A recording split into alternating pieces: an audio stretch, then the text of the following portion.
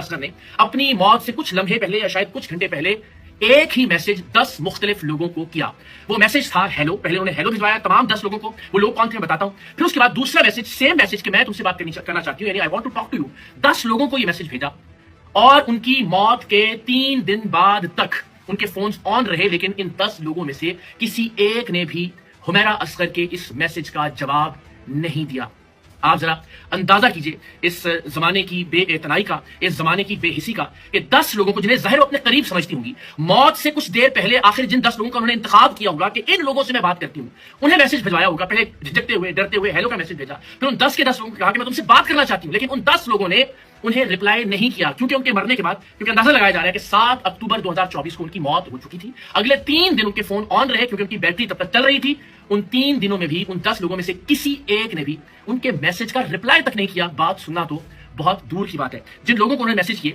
بدقسمتی کی بات یہ ہے کہ ان لوگوں میں ان کا اپنا بھائی بھی شامل تھا. ان کے بھائی کو میسج گیا کہ hello I want to talk to you, لیکن بھائی نے بھی نہ صرف یہ کہ ان 3 دنوں میں میسج کا جواب نہیں دیا جب تک فون آن تھے ان کی موت کے بعد, اس کے بعد بھی یہ جاننے کی کوشش نہیں کی کہ میری بہن 9 مہینے سے منظر عام سے غائب ہے, کوئی سوشل میڈیا پوسٹ نہیں ہے, کوئی ٹیلی ویژن اپیرنس نہیں ہے, کہیں وہ نظر نہیں آ رہی, کسی سے وہ بات نہیں کر رہی, ماں تک کو فون نہیں آیا, اور مجھے آخری میسج کیا تھا کہ میں بات کرنا چاہتی ہوں.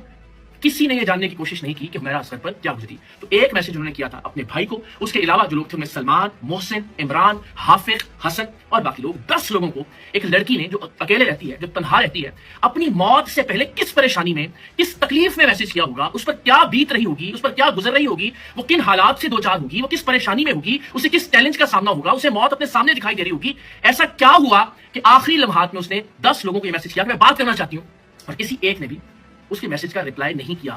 بظاہر اس کی پوسٹ سے, بظاہر اس کی گفتگو سے, اس کی انٹرویو سے ایسا نہیں لگتا کہ وہ کوئی اتنی بڑی لڑکی تھی کہ 10 لوگ پریشانی میں کیے ہوئے اس کے ایک میسج کا جواب نہ دیں, اس کے بھائی سمیت, اور پھر اگلے 9 مہینے تک اس کے بھائی کو اس کی کوئی فکر نہ ہو کہ اس کا آخری میسج کیا آیا تھا. اس کے بعد سے وہ لاپتہ ہے اور گمشدہ ہے. تو یہ میں سمجھتا ہوں بڑی اہم ڈیولپمنٹ ہے کہ ایسا کیا تھا کہ کسی نے بھی اس کے میسج کا رپلائی کرنا مناسب نہیں سمجھا, اس کے بھائی سمیت. سب سے کوئی گلا شکوہ آپ چاہے تو نہ کریں, لیکن سگے بھائی سے یہ شکوہ اور یہ سوال ضرور بنتا ہے. جن حالات میں حمیرہ اصغر کی موت ہوئی, ظاہر ہے اب وہ مزید پیچیدہ ہو گئے ہیں. اگر وہ 10 لوگوں کو پریشانی میں ایک ہی طرح کا میسج کر رہی ہے کہ میں بات کرنا چاہ رہی ہوں, تو اس کا مطلب ہے کہ وہ ایسی کسی حالت میں تھی کہ وہ سمجھتی تھی کہ وہ اس کے ساتھ کچھ برا ہونے جا رہا ہے, اور سب سے برا ہو گیا, یعنی وہ مر گئی اسی دن جس دن اس نے ان لوگوں کو میسج کیا تھا. تو یہ حادثاتی یا طبعی موت تو نہیں ہو سکتی. پولیس نے یہ ورژن بھی دیا کہ شاید بہت زیادہ ڈپریشن میں تھی اپنی مالی مشکلات کی وجہ سے, اس لیے اس ڈپریشن کی وجہ سے اس کی وفات یا اس کی موت ہوئی. میں سمجھتا ہوں پولیس اس موقع پر شاید احتیاط سے بھی کام لے رہی ہوگی کہ زیادہ ڈیٹیلز ریویل نہ کی جائیں, زیادہ شکوک و شبہات یا خدشات سے میڈیا کو آگاہ نہ کیا جائے, تاکہ ظاہر اگر کوئی ملوث ہے اس کی موت میں وہ چوکنا نہ ہو جائے. لیکن بظاہر ایسا نہیں لگتا کہ ایک لڑکی نے پریشان حالی میں 10 لوگوں کو میسج کیے, ان میں سے کسی نے بھی اس کو رپلائی نہیں کیا, اور اس کے بعد اتفاقاً اس کی موت ہو گئی.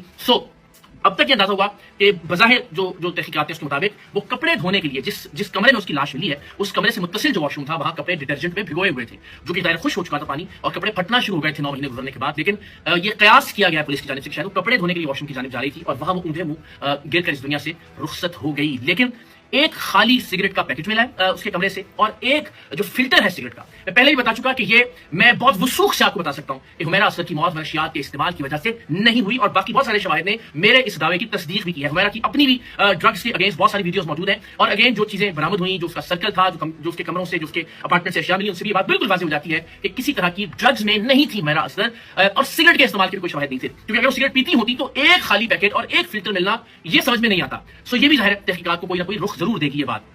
اس کے علاوہ یہ بتایا جا رہا ہے کہ جو آخری میسج ریسیو ہوا حمیرہ اصغر کے فون پر وہ 10 اکتوبر کو تھا, اور 7 سے 10 اکتوبر کے دوران ان کے دوستوں نے بھی انہیں فون کیا. جو اس بلڈنگ کا چوکیدار تھا وہ بھی ان کو فون کرتا رہا, لیکن ان کی جانب سے رسپانڈ نہیں کیا گیا. دیٹ شوز کہ 7 اکتوبر کو ہی جب انہوں نے آخری بار 10 لوگوں کو میسج کیا اپنے بھائی سمیت, ان کی وفات ہو چکی تھی. اور اگر کوئی یہ کہے کہ جی کوئی بیماری تھی, کوئی عارضہ تھا, تو جم ٹرینر سے جو آخری تحقیقات کی ہیں پولیس نے, اس کے مطابق وہ اتنی فٹ تھیں کہ 3 گھنٹے تک وہ جم کیا کرتی تھیں. اس بات کا امکان بہت کم ہو جاتا ہے کہ کسی طرح کا کوئی اچانک ہارٹ پرابلم ان کو ہوا ہو, یا کسی طرح کا کوئی ایسا عارضہ جو کہ عام طور پر